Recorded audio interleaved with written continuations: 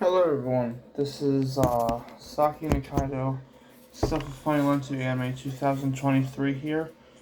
Uh, as you can see the title, like I said, this was a long time coming for a next side Resident Evil story. I tried my damnedest, it is complete, this is the full story of Resident Evil The Cabin. Like I said, I respect the main storyline and how it goes in order from the story arcs that you have to play and watch and continue down the road. And I respect its lore too. That said, because I have not played any side Resident Evil game nor a spin-off, because I'm all about the main franchise for playing that. However, this side Resident Evil story will probably blow your mind. I do want to give a thanks to Lazy Gaming 7780 for helping me out with the choices for this side Resident Evil story. So yeah, this Resident Evil story is on the side stories of the Resident Evil universe, but it's an official OGRE story. Um, but yeah. You guys can leave a like, comment, subscribe, hit the bell notification so you're notified for new content on the channel. Blah blah blah, etc. If you guys have any questions on who your favorite character is of this side Resident Evil story, let me know down in the comments below. And yeah, before we begin, just like always, Resident Evil is obviously rated R. So in case you guys have forgotten that. This is rated R for blood, gore, a little bit of language, etc. Scary moments, you know the drill. That being said, let's get into this next official Resident Evil side story of the Resident Evil universe. Resident Evil, or Biohazard if you're in Japan. Biohazard / Resident Evil The Cabin.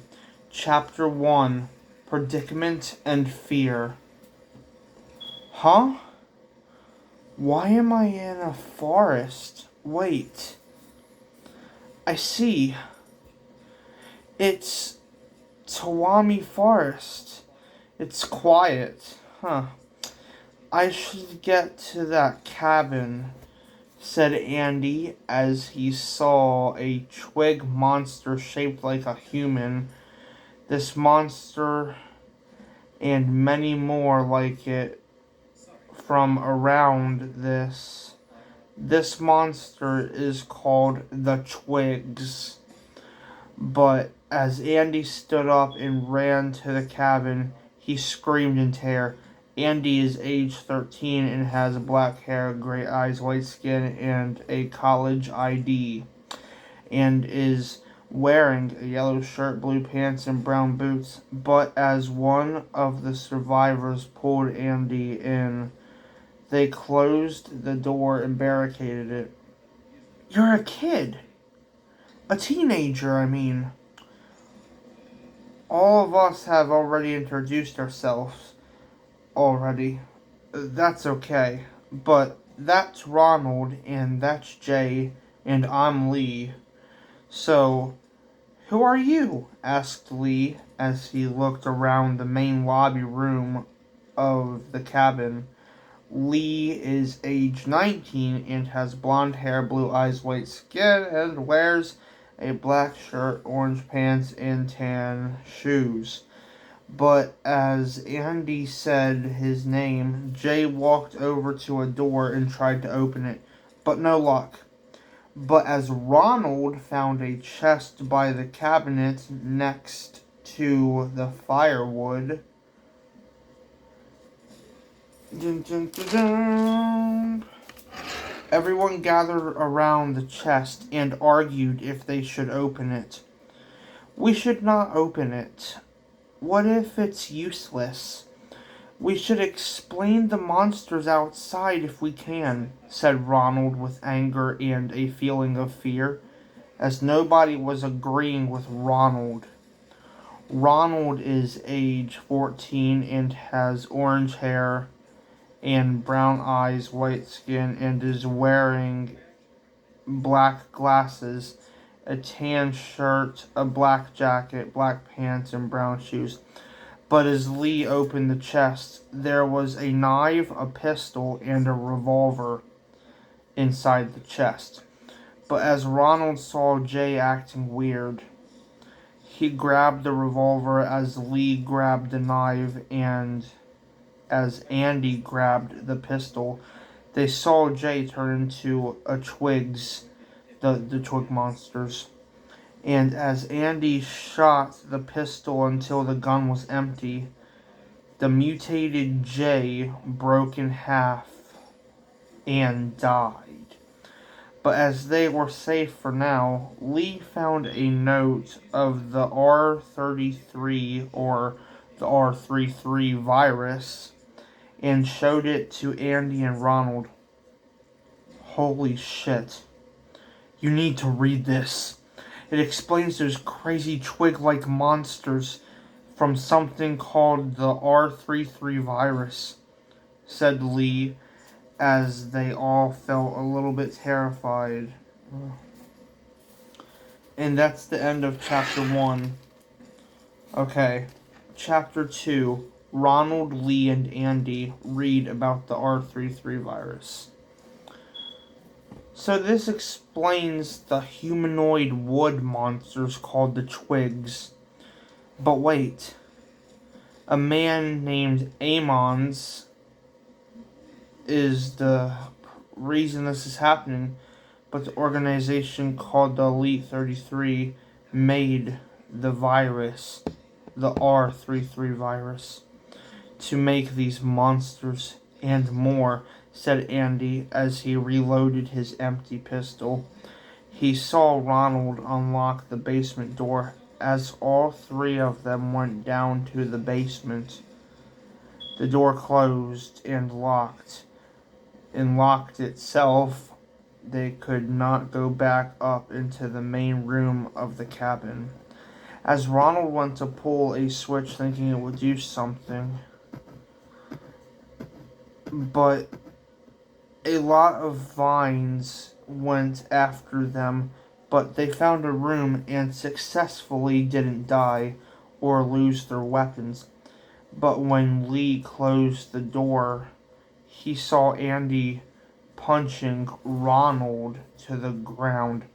But as Ronald's glasses flung off and broke, Andy punched Ronald so much in the face till he bled. Then as Andy stood up, he said, "You nearly killed us, Ronald. Damn it. I don't trust you. Stay away from me. You're no good to the team. You're pathetic. Just a piece of shit," said Andy as he ran on ahead with anger inside of him and was separated from Lee and Ronald. With Ronald's injuries, Lee found a medical room by luck and laid Ronald on a bed to rest. And that is the end of chapter 2. And there's only 2 more chapters. This one's really short for a side Resident Evil story. Alright, chapter 3, medical treatment. God, he hurt me good. Wait, what is this? Said Ronald as Lee cleaned off the blood from Ronald's face and gave him some water and some medicine. But as of 2 minutes later, Lee found a 12-gauge shotgun, then used a speed loader to load 7 shells in the gun. But as Ronald felt better, he saw 12 twig monsters enter the room. But as he ran to a door with a ladder, both Ronald and Lee climbed up into the kitchen of the cabin. "Hey Lee, where's Andy? And I just realized, what if the twigs killed him?" said Ronald as a huge grasshopper-like creature hit Lee across the kitchen, knocking him out unconscious. as Ronald threw a bomb at the grasshopper and it exploded, making Ronald fall backwards on the floor of the kitchen. As it exploded, a piece of metal landed on Ronald's left arm, chopping it off. But when Lee woke up from being knocked out, he saw Ronald was dead due to blood loss from his left arm being cut off. Ghosts. So Lee took the revolver as a side weapon so he could make his great escape out of the cabin. Chapter 3 done. And now we move on to chapter final, Lee's escape from the cabin of the R33 virus. Okay. When I open this door, I run like hell, said Lee as he ran out of the door and shot his shotgun at a few twig monsters, then threw the shotgun on the ground as it was empty. But as he was almost to the road, one of the twig monsters cut Lee on his neck. As he felt a bit off on his knees, he felt a bit off. His body was turning into the woods and vines and sticks. As his mouth was full of sticks, he couldn't breathe. And as his eyes turned into mud, he sank into the ground.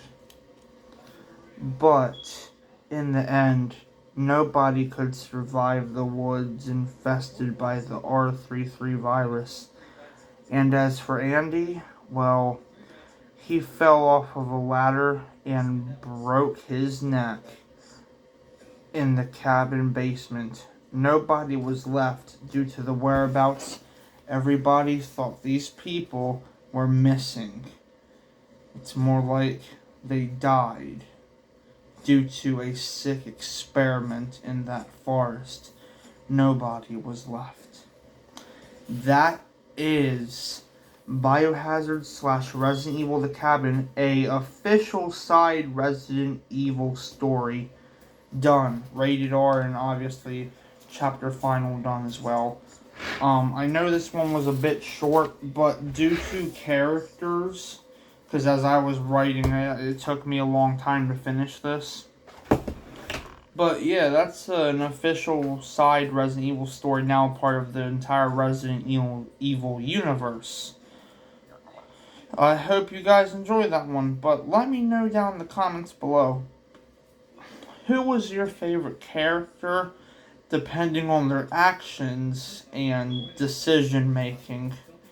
You let me know down in the comments below, viewers. And yeah, I have a feeling that you guys will probably like it. Anyways, stay tuned for more content, especially another review on the upcoming story arc of the main franchise of Resident Evil. That being Resident Evil Death Island. We're going to be taking a look at that when it comes out. I'm obviously going to read the lore, what bioweapons are in there. We know that Rebecca, etc. is coming back, along with Jill and Claire and Leon, etc. I don't mean this, viewers, but I mean, in a way I kind of do. I don't hate Chris, alright?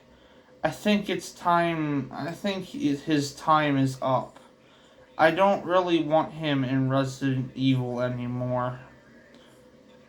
Honestly, I don't know. The man's been through a lot.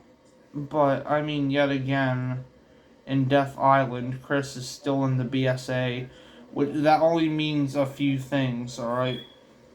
Resident Evil 7 and Resident Evil 8 Village has not happened yet during the events of Death Island. It's kind of still in the beginning hours of Resident Evil 7, basically. but I kind of count it still in the Resident Evil 6 era, but you know. Anyways, viewers, I hope you liked this new side Resident Evil story. If you did, make sure to give it a like. Comment, subscribe, and hit the bell notification so you're notified for new content on the channel. That all said and done, stay tuned for more new upcoming videos coming to the channel, along with more of my mangas and continuations of some too, etc. You know the drill already. And as always, I'll see all of you in the next one. Peace out, viewers, and bye-bye. Resident Evil, the Cabin.